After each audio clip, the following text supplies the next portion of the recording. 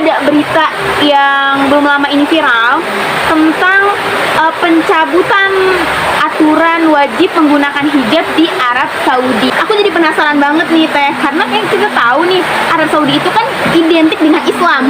Kalau orang dengan kata Arab, wah Arab gitu. Kalau misalnya waktu pas kemarin tuh viral di pemilu itu, kalau misalnya kita bawa-bawa narasi agama, udah lu ke gurun aja, lu dasar hadal gurun. Guys, negara yang terkenal dengan keislamannya, kok aturan wajib menggunakan hijab dicabut. Wah ini Teh, ada apa gitu. Assalamualaikum warahmatullahi wabarakatuh. Hai teman-teman semuanya. Perkenalkan, nama aku Putri Aksana Lestari dan ini Fitri Filia. Nah, pada kesempatan kali ini kita akan ngobrol santuy, ngobrol asik aja gitu ya, tentang isu perempuan yang lagi viral saat ini Teh. Jadi ada berita yang belum lama ini viral tentang pencabutan aturan wajib menggunakan hijab di Arab Saudi. Jadi hijab itu udah nggak lagi menjadi tren di sana, tapi yang menjadi tren bagi wanita Saudi saat ini adalah rambut cepat. Ketika aturan itu dikeluarkan oleh Muhammad bin Salman, jadi seolah perempuan tuh keluar dari penjara suci dan mereka berbondong-bondong untuk memotong rambutnya menjadi pendek gitu. Bisa bilang itu gaya si boy gitu ya. Dan mereka menganggap bahwa dengan memotong rambut mereka menjadi pendek, mereka itu terhindar dari yang namanya catcalling gitu ya. Mereka terhindar dari yang namanya nafsu syahwat lelaki yang sangat memuncak gitu. Mereka menganggap bahwa rambut yang panjang, menjuntai gitu ya, bergelombang, itu menjadi daya tarik tersendiri bagi lelaki. Padahal kan nggak seperti itu. Nah, aku jadi penasaran banget nih Teh, karena kayak kita tahu nih Arab Saudi itu kan identik dengan Islam. Kalau orang dengan kata Arab, wah Arab gitu, Pasti terkenal dengan keislamannya gitu iya, ya, bener. kental banget. Kental banget. Apalagi kan kalau misalnya waktu pas kemarin tuh viral di pemilu itu, kalau misalnya kita bawa-bawa narasi agama, udah lu ke gurun aja, lu dasar hadal gurun gitu. Karena terkenalnya dengan keislamannya ya. Iya, tapi ternyata guys, negara yang terkenal dengan keislamannya, kok aturan wajib menggunakan hijab dicabut. Wah ini Teh, ada apa gitu di balik ini semua. Pasti kalau kayak misalnya seperti ini gitu ya, pasti ada yang melatar belakangi sih gitu. Nah kalau misalnya aku baca gitu ya, itu ada latar belakang kenapa sih bisa dicabutnya gitu ya kewajiban perempuan menutup auratnya kayak gitu. Kalau yang aku tahu itu karena ada pergantian ya kan, peraturan ini dicabut itu oleh MBS Muhammad bin Salman, yang mana nanti 2030 dia akan menggantikan sang ayah menjadi menjadi raja gitu. Karena sekarang kan dia masih jadi putra mahkota. Nah 2030 dia akan menggantikan ayahnya menjadi raja kayak gitu. Nah di situ dia punya visi gitu ya, bahwasannya kalau dia bisa disebut reformasi visi ya, yang mana nanti ketika kepemimpinannya, ketika dia menjadi raja, dia ada visi nih gitu ya, visi untuk menjadikan Arab ini sebagai negara yang menjadi pusat peradaban dan bergabungnya beberapa benua gitu. Nah kalau kita lihat gitu ya, itu kan benua itu kan nggak cuman benua Asia yang mana banyak orang Islamnya kayak gitu, tapi kan ada Eropa, terus juga Afrika yang mana isinya tuh banyak ya selain Islam kayak gitu ya. Kalau kita lihat dari situnya aja, ingin menggabungkan beberapa benua, ya otomatis nggak bisa dong dia menjadikan si Arab ini kental Islam gitu ya. Pasti kan dia rombak dong, dia rombak dulu tuh hukum-hukumnya segala macamnya ya. Akhirnya ada aturan ini dicabutnya kewajiban menutup hijab itu kayak gitu. Dan akhirnya banyak dari perempuan-perempuan yang viral gitu ya, jadi trendingnya ya, dengan rambut cepak itu kayak gitu sih sebenarnya. Jadi ini tuh sebenarnya ada reformasi visi yang dicanangkan oleh MBS ini ya. Iya, karena dia punya ingin menjadikan Arab itu sebagai pusat bersatunya beberapa benua kayak gitu. Karena mungkin menganggap bahwa aturan agama itu mengekang. Iya. Ini kayak bentuk sekularisasi nggak sih Tem? Iya pastinya lah ya. Iya pastinya ini bentuk. Tapi aku dengar sih emang dia tuh pengennya nih, Pangeran Mahkota ini tuh pengennya itu lebih open minded katanya, pengen biar open minded, jadi pikiran tuh nggak jumut gitu, jangan apa-apa agama mungkin gitu kali ya. Tapi emang open minded itu harus menerima seluruh nilai kehidupan yang ada di dunia ini dengan meminggirkan agama, atau gimana sih sebenarnya open minded itu? Ya sebenarnya kalau kita tahu open minded kan pikiran terbuka ya. Nah balikin lagi, kita tuh siapa sih? Kita seorang muslim ya. Kita seorang muslim, kita punya agama Islam yang mana punya aturan kayak gitu. Boleh kita berpikiran terbuka. Nah di sini nih kita harus tahu dulu pemikiran terbuka itu seperti apa?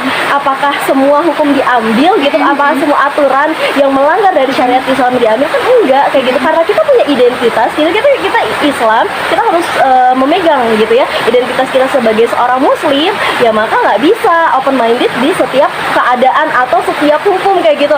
Aku pengen menggabungkan beberapa benua cenama kayak gitu, dan aku harus menjadikan menampung semua pemikiran-pemikiran sampai ke hukum-hukumnya. Nah ini kan kurang pas ya, kurang ahsan kayak gitu. Baiknya gitu ya, ahsan ya seorang muslim ketika dia tahu gitu ya dia adalah seorang muslim, ya maka dia harus tahu menempatkan posisi dia sebagai muslim dan tidak langsung menerima setiap hukum atau setiap keadaan kayak gitu. Kayak gitu sih. Jadi sebenarnya yang disebut open minded itu bukan berarti kita bisa menerima setiap hukum yang di luar Islam kan ya. Ya open minded kita menghargai perbedaan pemikiran, tapi bukan menjadikan pemikiran mereka itu harus kita terima. Gitu kan jadinya toleransi yang kebablasan kan. Tapi sekarang itu emang gitu teh standar open minded itu, ketika lu bisa nerima pemikiran gua, lu open minded. Kalau lu bisa nerima LGBT, lu open minded. Jadi kalau lu anti LGBT, lu nggak open minded sih, gila lu tuh kayak homofobik kayak gitu. Ini kan bahaya ya kalau itu bahaya banget kayak gitu loh. Sekarang tuh orang mikirnya open minded itu bisa menerima perbedaan. Dan cara berpikir open minded itu kayak gini teh. Ya udah lu hidup sebebas-bebas lu, yang penting lu nggak ngerugiin orang lain. Itu konsepnya. Yang penting lu nggak ngerugiin orang lain. Emang kita kalau kita hidupnya sesuai agama ngerugiin orang lain ya? Ya, maksudnya kalau misalnya sesuai agama ya ketika Rasulullah ya, kita flashback deh di sejarah Rasul gitu ya, ketika orang Quraisy menawarkan untuk 3 hari apa seminggu sih? 3 hari. Oh iya, ditawarkan harta wanita itu ya? Yang kamu nanti 3 hari ngikutin Quraisy gitu ya, ngikutin agama Quraisy. Oh iya. 3 hari apa seminggu sih? Aku lupa ya, pokoknya itulah. Setiap ini setahun sekali bukan? Setahun sekali menyembah ini, nanti tahun berikutnya. Ya pokoknya suruh ganti-gantian ya. Nanti ngikutin agama Quraisy, suruh agama Islam. Terus Rasulullah ngasih dalil malalakum dinukum waliyadin. Ya bagimu agamamu dan bagiku agamaku, yang artinya berarti kita bisa mengartikan bahwasannya ya nggak bisa kita mencampur adukan gitu ya antara yang hak dan yang batil ya. Kalau misalnya kita muslim, kita tahu aturan ini yang benar gitu ya, nggak bisa open mindednya itu diartikan seperti itu kayak gitu sih. Iya. Jadi sangat-sangat bahaya banget ya narasi open minded ini gitu ya. Ternyata narasi open minded ini itu meminggirkan narasi-narasi agama. Sebenarnya open minded ini hanya menjadi tameng agar mereka tetap berada dalam sekularisasi gitu ya, pemisahan agama dengan kehidupan. Nah, lanjut lagi deh ke isu perempuan yang tadi gitu ya, tentang wanita Arab yang sudah tidak lagi menggunakan hijab gitu. Nah, kita nih sebagai wanita muslim, gimana sih kita harus bersikap menyikapi berita ini gitu? Karena yang aku khawatirkan dari berita ini itu menjadi dalil pembenaran bagi orang-orang di Indonesia itu untuk tidak berhijab gitu. Kalau orang Arab aja nggak pakai hijab, kok kenapa sih Indonesia ribet banget kayak gitu? Aku khawatir ini jadi dalil pembenaran gitu loh teh. Gimana itu kita harus bersikap? Ya kalau sikap kita sebagai seorang muslim ya, karena kita tahu kebenarannya bahwasannya perempuan gitu ya udah punya aturan lah ya, kalau mau keluar ke arena publik ya dia harus menutup aurat secara sempurna. Udah dijelasin juga detailnya gitu ya, bagaimana pakaian wanita di surat Al-Ahzab gitu, kita suruh pakai jilbab. Terus di surat An-Nur kita disuruh untuk menutup memakai kerudung sampai ke dada, juyubihin gitu ya, di di kancing teratas kayak gitu. Ya maka kita tahu itu adalah sebuah kebenaran, dan ketika kita menemukan itu gitu ya, fakta seperti itu ya kita nggak bisa tinggal diam. Kita coba untuk apa? Untuk membuat umat itu apa ya, berpikir secara benar gitu, secara sahih. Kalau misalnya Arab itu dijadikan trendsetter gitu ya, bagi budaya Timur Tengah atau kita khususnya Islam, ya maka nggak bisa apa namanya, kita biarkan terus menerus. Karena kalau misalnya kita biarkan gitu ya, ini jadi apa namanya, ini Jadi hukum. jadi hukum, bakal dicetuskan jadi hukum. Nah ini kan jadi apa, bumerang bagi kita gitu ya. Banyak wanita yang justru malah membuka auratnya menjadi pembenaran itu. Bahkan ya kalau misalnya aku pernah dengar gitu ya, ada kelompok yang mana dia bercadar ya, bercadar tapi dia mengatakan bahwasannya menutup aurat itu tidak wajib. Dia bilang gini, menutup aurat emang wajib, ada dalilnya. Tapi ini yang harus ditanda kutipin katanya. Aurat itu ketika apa yang kita tampakkan membuat kita malu. Nah artinya ketika ada orang yang menutup auratnya, dia nggak pakai kerudung dan dia ngerasa ngebuka rambutnya itu nggak malu, maka itu tidak jadi batasan aurat gitu loh. Nah ini kan bahaya ya kayak gitu. Itu tafsir dari mana? Ya, ini kan jadi ini makin aja ya kaum yang mengingin kaum yang tidak suka dengan Islam semakin menari-nari gitu ibaratnya. Karena apa? Wah, Islam makin bodoh gitu ibaratnya, yang mana Islam itu terjaga karena pakaiannya. Mungkin ini kan salah satu penjagaan Islam gitu ya, karena kita nggak punya penjagaan dalam institusi negara gitu ya. Maka ini adalah penjagaan Islam gitu ya, Sebagai individu gitu. dari segi individu ini kayak gitu. Tapi itu ini banget ya, serem banget sih. Aku mendengar pernyataan bahwa aurat itu tergantung oleh rasa malunya gitu. Itu sebenarnya serem banget gitu. Bahkan setiap orang punya rasa malu beda-beda. Iya benar banget. Aku khawatir Apalagi ada kalau yang orang yang udah dicabut rasa malunya sama Allah, itu kan jadi bahaya ya. Jadi dia ngerasa aku nggak malu kok menampakkan Iya, tubuhku kayak semuanya. misalnya orang yang pakai seksi gitu, aku nggak malu dong nampakin tubuh aku yang bagian dalam gitu. Nah berarti itu nggak jadi aurat. Itu nggak jadi astagfirullahaladzim. Ya Allah, ini Aku kan- sekarang sadar sih teh, kenapa dalam Islam itu malu itu sebagian dari iman. Al-hayu minal iman kan. Jadi kayak baru sadar ternyata kenapa malu itu sebagian dari iman, Mbak.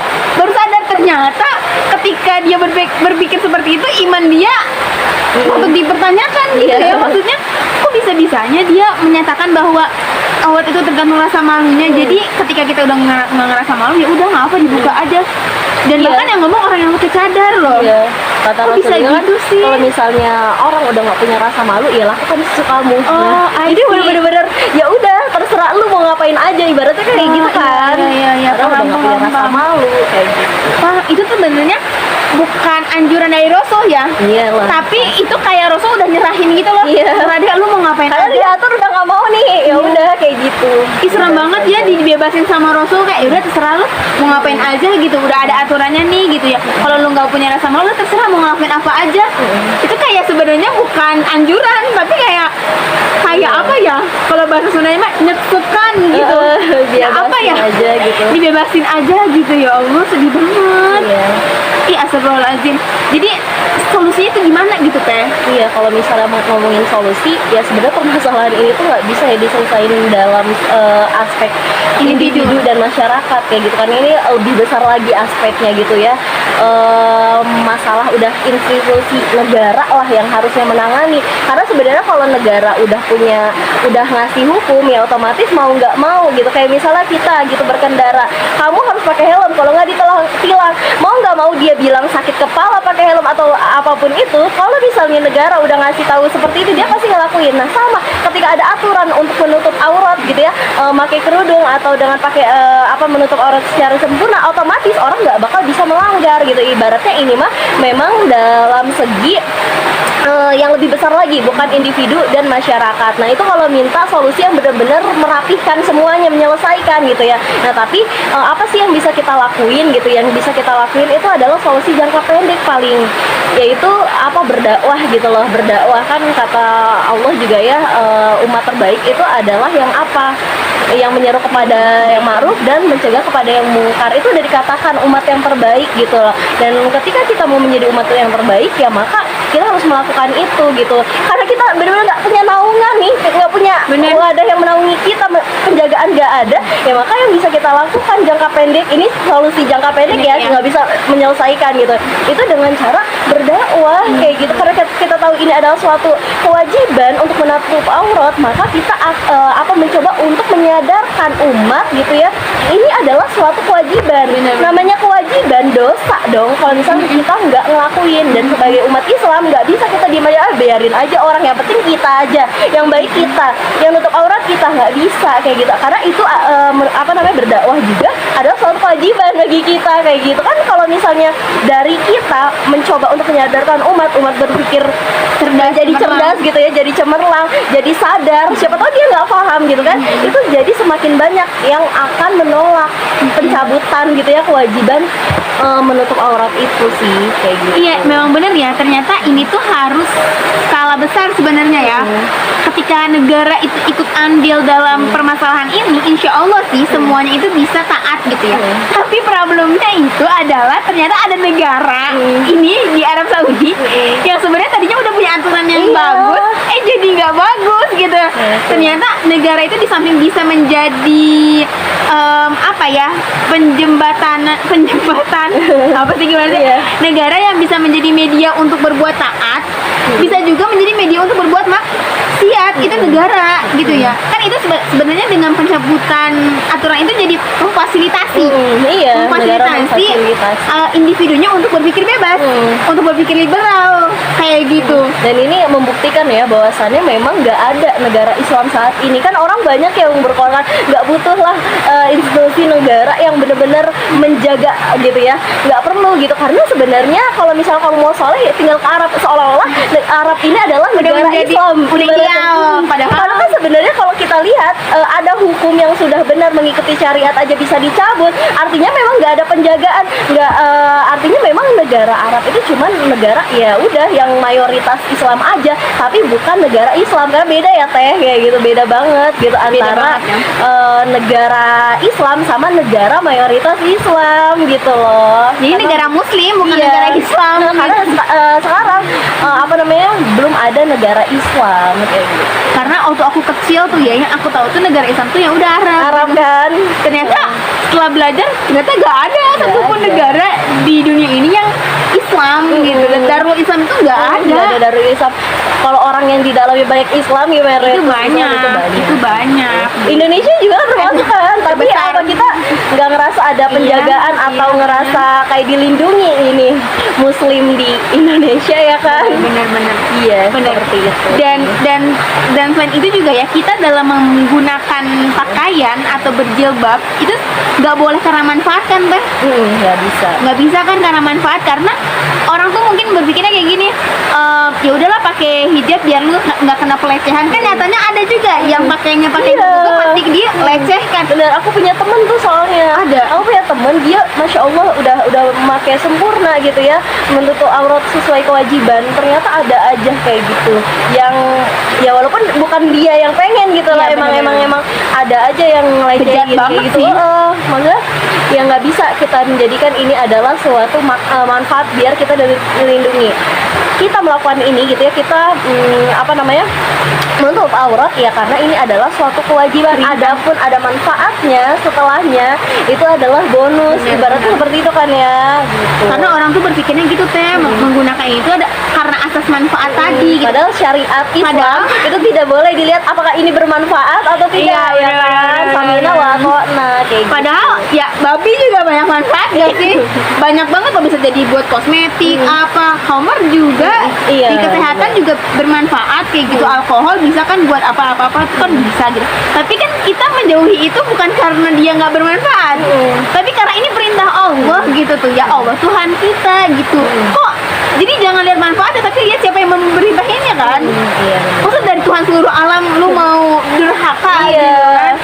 Jadi emang pertama yang harus harus dibenahi isi otaknya nggak sih Iya, Teh? benar. Pemikirannya nggak sih? Karena kan pemikiran sekarang, karena kita sistem tahu sendiri, semua orang udah pada tahu lah sistem saat ini kan kapitalis, yang mana punya asas ya, asasnya sekularisme. Jadi wajar ketika ada yang terjadi seperti ini, kayak gitu, pencabutan hukum gitu, yang mana tadinya hukumnya udah benar, atau dari Bisa segi dijual belikan pendidikan, lah ya. pokoknya mah ya karena sekularisme yang memisahkan kehidupan, memisahkan Islam dari kehidupan, Hasanuddin An-Nahaya gitu ya, memisahkan agama dari kehidupan, sehingga wajar gitu ya ketika ada kerusakan yang terjadi di muka bumi ini.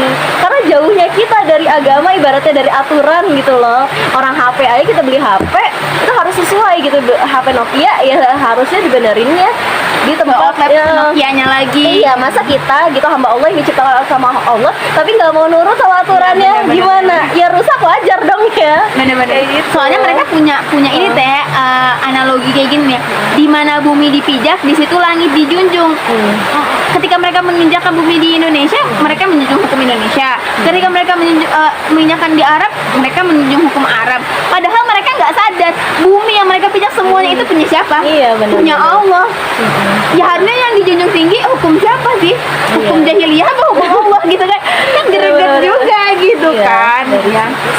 Jadi intinya kita harus banyak belajar juga ya, Iya Teh. sih, kita juga masih belajar ya. Iya, Makanya kita tentunya. ini ngobrolin Islam gitu, biar semakin pemahaman kita semakin mendalam gitu ya. Kita juga melek keadaan. Bener. Jadi ini tuh ngobrol santai aja ya, gitu. Aku nggak tahu sih temanya apa, tapi Nggak usah pakai tema. nggak tahu nih ya. Tapi insya Allah kita bakal ngobrol asik lagi sih kayak gini, Insya Allah. ya. Jadi ini nggak yang pertama kali, nggak bukan ini pertama kali. Maksudnya ini Iya, nggak jadi yang jadi yang terakhir, terakhir, insya Allah ya. kocak sih. Ya, gitu ya. Mungkin itu aja kali ya. Iya. Ya, itu aja kali ya Iya. intinya. Teman-teman, jangan lupa ngaji, ya. Iya, Berbanyak ngaji sama Islam. ngaji Islam bareng Teh Fitri Evelia, iya. Ya mungkin gitu aja ya teman-teman. Maaf ya kalau kita heboh sendiri gitu ya. Emang gini anaknya. Oke. Ya udah mungkin itu aja. Assalamualaikum.